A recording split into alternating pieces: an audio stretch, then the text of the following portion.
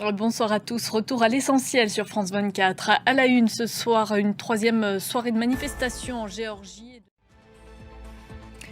En Géorgie, les manifestations ont donc été une nouvelle fois réprimées. Il y a eu des affrontements ce samedi soir à Tbilissi entre policiers et manifestants.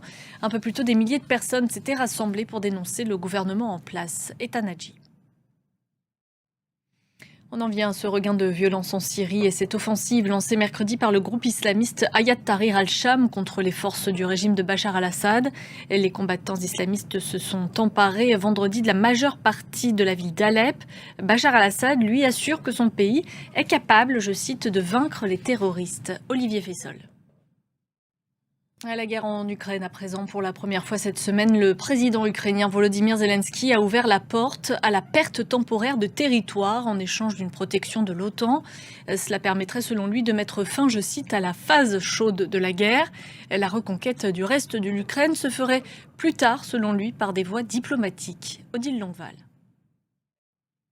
C'était il y a quasiment un mois, la région de Valence subissait les pires inondations de son histoire. Au Kosovo, plusieurs personnes ont été arrêtées après l'explosion qui a endommagé un canal considéré comme vital pour l'approvisionnement en eau de milliers d'habitants.